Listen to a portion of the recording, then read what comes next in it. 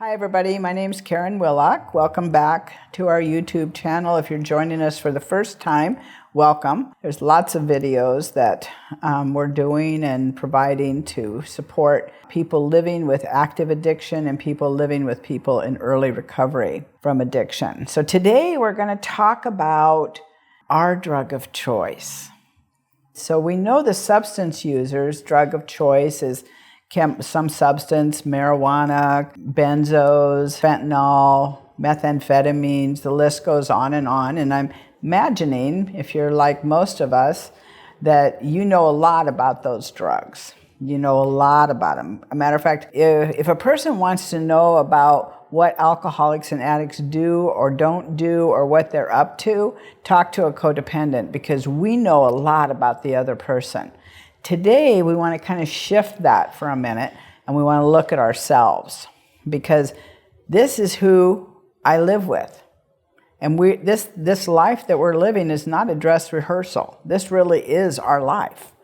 And I want to have some say over how I live my life. So let's take a look. So way back in the day, some of you may have heard of him, John Bradshaw. He said a processed drug addiction. So process meaning that it's not a substance, is a pathological reaction to any mood-altering experience that has damaging consequences. So what does that mean? And what is mood-altering for us? And I've talked about this in many of the videos, that thought and feeling of relief that we get when we fix, when we think we've had control, when we've sent money, when we've helped, when we've thought and thought and thought and planned and planned and planned what we're going to do, and we get that experience of relief that lasts for a second. I used to watch myself with this, which is always a good tool to do with yourself. You don't want to judge yourself without mercy. You want to look at yourself with curiosity. You know, what's going on with me? How come? Because if we judge ourselves with criticism and that critical voice inside as we're looking at ourselves with this codependency, if we do that, we won't really look. If I look with curiosity, that helps me think about what's happening and observe it. So I just want to notice.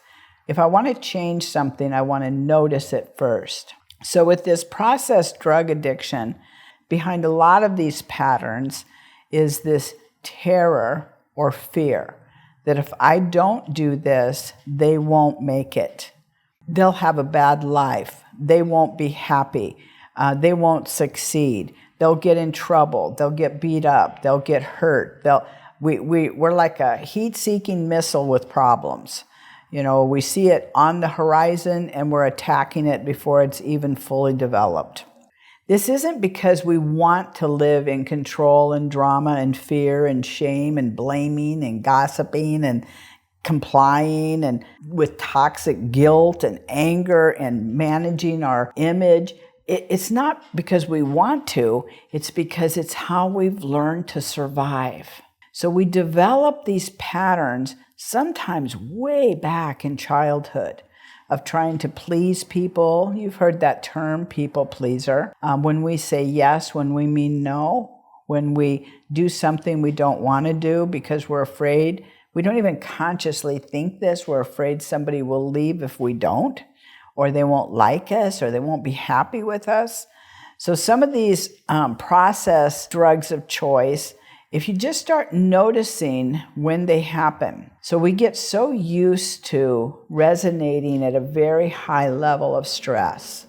And when you're living with or have lived with active addiction, you actually can have PTSD from that experience. After the experience is over, you're still resonating at a very stressed level. Your shoulders are up, your breathing is down, you're anticipating problems and drama, and it gets to be the new normal.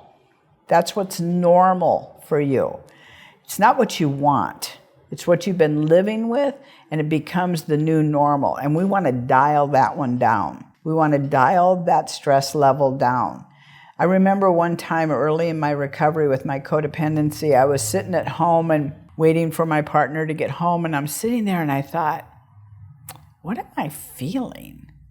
Because I hadn't felt it.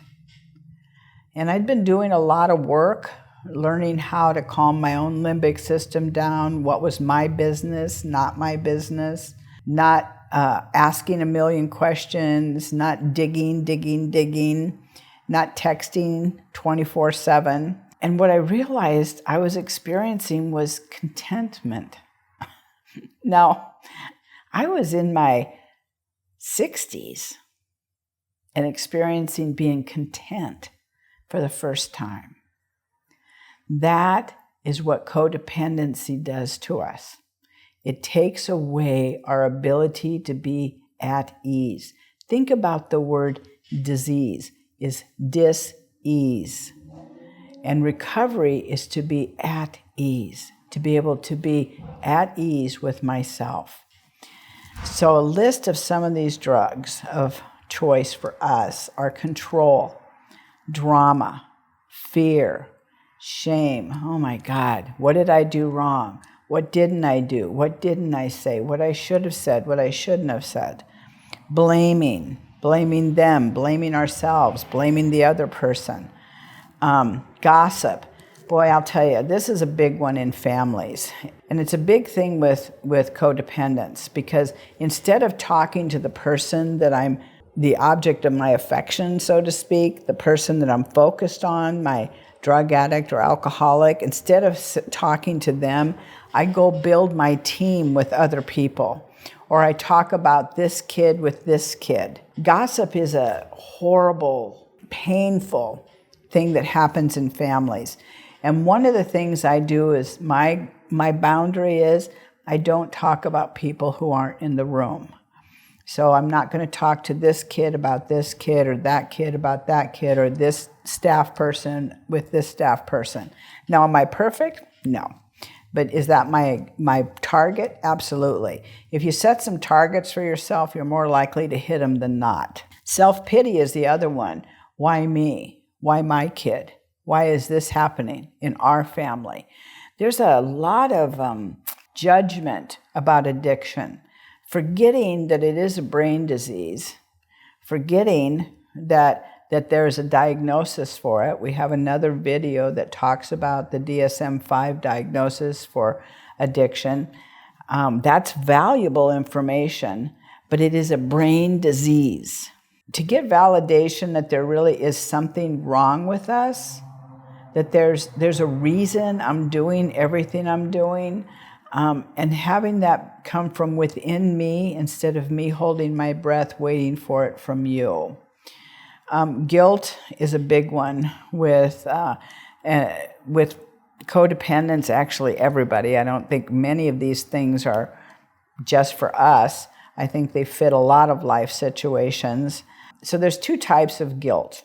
There's toxic guilt, and a quick way to kind of inventory that is if a friend of mine did or said exactly what I did or said, would I think they did something wrong? When toxic guilt's on the scene, the experience is very much like Nickelodeon slime. It's like it pulls you. It's like morbid reflection. It pulls you backwards. It doesn't help you be better or do different. It pulls backwards. Real justifiable guilt is when I've done something wrong, and it's usually short-lived. I don't repeat it and go over it and over it and over it and over it in my mind. It's short-lived and usually fixed by an amends. And oftentimes it's associated with what I call regret. I regret doing this, and that regret helps propel me towards something different. So I start to do something different as a result. So toxic guilt pulls me back into morbid reflection of myself. Healthy guilt propels me into, okay, I regret this, and it propels me into better behavior. Anger and image management, never showing that you're angry or being angry instead of sad. Anger and sad are the same feeling, just on different continuums. Whatever you're angry about, you're also sad about. What you're sad about, you're also angry about. And so both of those, you want to acknowledge those feelings. Codependents have a difficult time acknowledging their feelings. We sometimes couldn't even name them. So we want to start identifying what we're thinking and feeling and just name them. And so for myself, and I think this is true for most humans, because I don't think I'm that unique, is that we have a disowned emotion. So my disowned emotion was sadness. On the other hand, I could feel angry very quickly. And again, you go into that fight, flight, or freeze. Limbic system is where anger, sadness, hiding, escaping resides. That's where this, I got to run away, or I'm going to attack, or I'm going to freeze. With anger, what we want to be able to do is name it, but you don't want to live in it. And there's a difference between rage and anger. Rage is actually the avoidance of anger. So we want to name it truly. And just a quick feelings is hurt and pain, joy, fear, anger, and sadness. There's lists of feelings. You Google that and you'll come up with a whole list. But try to keep it simple for yourself. Image management.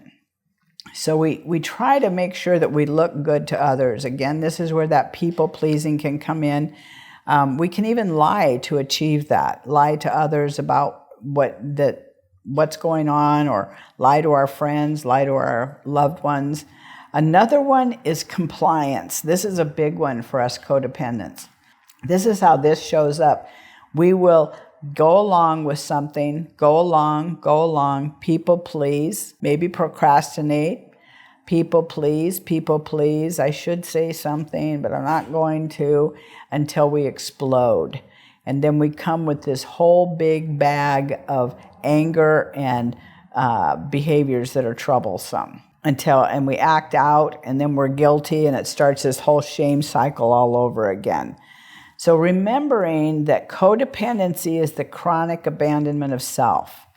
And the drugs, our drug of choice, is a pathological relationship with any behavior that results in damaging consequences to who? To ourselves. So I want to pay attention to what I'm doing and how I'm interacting with the world, and how is that impacting me. I want to thank you for joining us today. Let us know if you want to hear more about codependency, what interests you. There's many videos that you can take a look at. Please subscribe, and as new videos become available, you'll be notified. So if Treehouse Recovery can be helpful in any way, we're here for you. Thank you.